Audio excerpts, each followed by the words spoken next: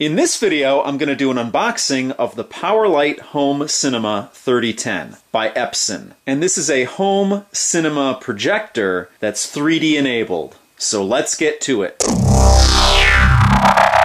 Now, I got this projector on clearance from Best Buy. And the reason being is because they came out with a new model. And I got this one for about $1,250. Much more expensive than my Acer projector, but this projector does full 1080p and it's 3D enabled. Let me grab my trusty cutter here. Now you see here, well you can't see, but I'll read it off to you. The contents of this box is the PowerLite Home Cinema 3010 projector, 2 pairs of 3D glasses. Now this projector is active shutter 3D technology. I have a passive 3D LCD by LG in my living room, and I love that TV. But this offers the active shutter glasses, and you get 2 pairs for free in the package here. You also get a remote control with batteries, an AC power cord, and a CD-ROM with the user's guide in it. So I'm up here in my attic right now, so it's a little bit different than my normal unboxing area. And let's get this thing opened. I'm really excited about this because I love 3D. And I've always wanted to upgrade my projector to full 1080p. So now I have the opportunity to do that. So let's get this dull knife here. Not so bad. And let's open this up. Now I had to purchase a 3D Blu-ray player to power the 3D on this projector. And I'll give you a link at the end of this video to the unboxing of that device. But let's open this up here first. We see a box here, and this is probably all the cords and glasses and whatnot. In here it says, important, please stop and read. 10% discount on Epson products at epsonstore.com when you register your new Epson product. Okay, and then it has it in French on the other side. Over here we have the documentation, 2 AA batteries for this quite large remote. We'll get to that in a second. Here is the power cord, and here is, I don't know what those are. They might be some sort of cable management, it looks like, probably. Let's put that to the side. We have the 3D glasses here, and you get 2 pair. And let's just open that up real quick and take a look at what these things look like. Okay, they have some plastic up top. Very interesting. Got your Epson branding on the side. And it looks like you have the battery here. You pull this out to initiate it. You have a rubber nose bridge here. And you have your FCC information here for 3D glasses. You have some sort of switch on this side here. And you have it on this side as well. So we'll figure out what that does. You have a button on the bottom here, which is probably your on-off button, or a way to sync it. They have a little bit of a, not too much of a heft, they're not going to be too heavy, but they have some weight to them. And let's see if there's anything else in the box that these came in. Looks like either a cloth to clean them with, or it's a bag to store them in. Actually looks like a bag to store them in.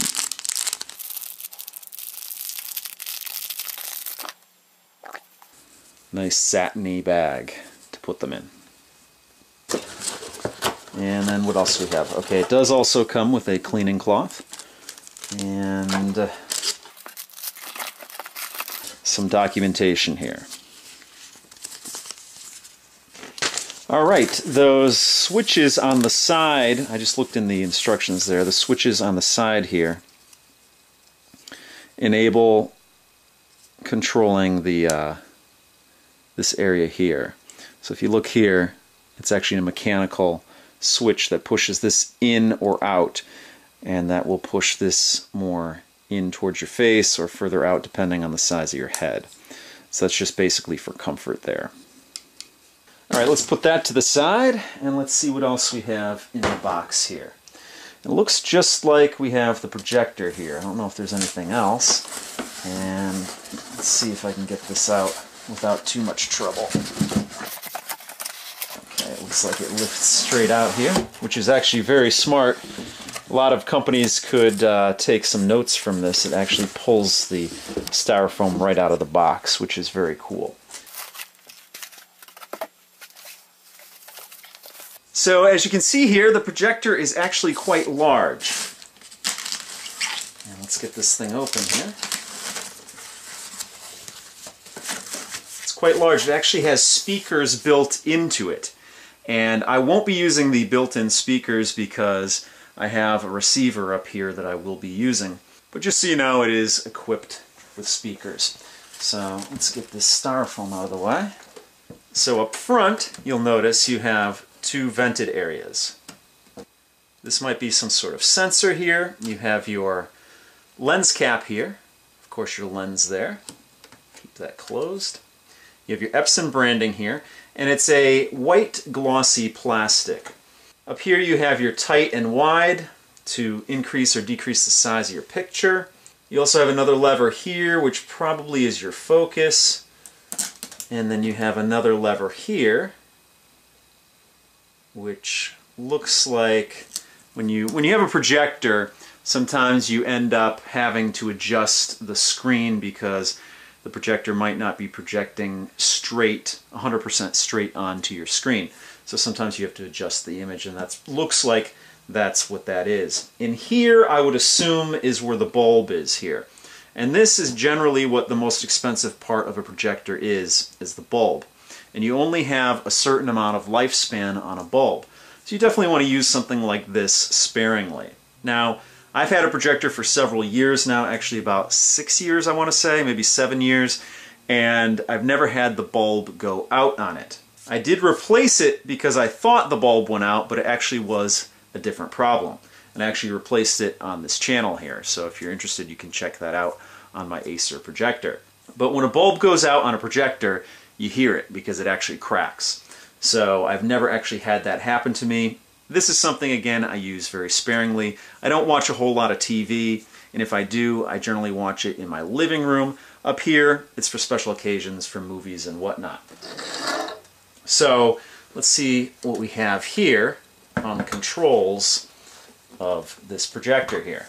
You have your on-off button here, and it looks like an indicator light right there. You have your source button here, so whatever you have piped in here, you can change the different sources.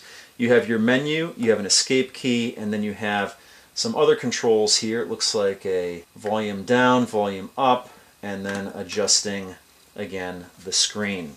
You have your lamp indicator here and your temperature indicator here. Again, very important things when you're dealing with a projector. These things run hot, so you want to make sure you have enough ventilation. That's why you saw those two big air vents on the front. You definitely don't want this thing to overheat. Now, I don't know if this projector is the same as my old projector, but when you turn off the projector, you don't want to immediately unplug it if you're going to unplug it. If you're the type of person that conserves electricity and you have it plugged into a power strip, you never want to turn it off via the power strip. You want to turn it off and allow it to cool down. Generally, when you turn off a projector, the fan will still go just to cool off the bulb in there. So it's very important. Now back here, it looks like we have some speakers in the back. At least that's what it looks like, some speaker vents back here. Also, we have some inputs. You have two HDMI inputs. You have an external 3D IR port here. So we'll figure out what that is all about. Honestly, I don't know, so we'll figure it out. You have a Kensington lock. You have a service-only USB port. You actually have two USB ports. One's a micro, and the other one's a regular size. You have your component in, you have your composite in, and then you have your PC in, and then you have an RS-232C port here. Basically, the sides are blank. Okay, on the bottom here, you have 2 feet here. They're adjustable. You can bring them up or down. And that's, again, with a projector, you want to adjust it so that it's going to project on your screen and give you the optimum picture. On the back here you have one rubber foot. You also have 5 mounting points. So a lot of times with a projector, you want to mount it on the ceiling. I'm going to be putting it down on a piece of furniture. There might be a time when I do mount it on the ceiling. I'm going to be changing some things up here in this attic, but that day is not today.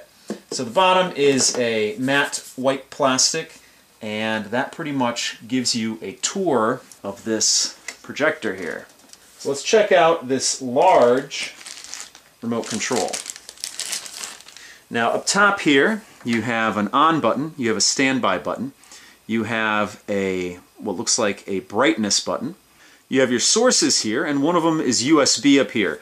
So if you remember when I showed you the back of this projector, one port was a micro USB port, and then there was a regular sized USB port. I'm assuming the regular sized USB port you can actually use as a source, so that's interesting. You have your 2 HDMIs here, you have a wireless HD here, component, video, and PC. You have your play controls here, which is interesting. I don't know if this links up to one of your devices or not, but you have a play button, fast forward, rewind, previous chapter, forward chapter, pause, stop, link menu, and a mute button. HDMI link, and then your volume controls there. You have a 2D, 3D button there, a color mode button there, a memory button, and then you have a directional with an enter button in there. You also have a default menu and escape button, and on the bottom it says Auto Iris, RGB CMY, Aspect, Split, Pattern, User, and AV Mute. So quite a beefy remote. Let's put in the 2 AA batteries that are included here.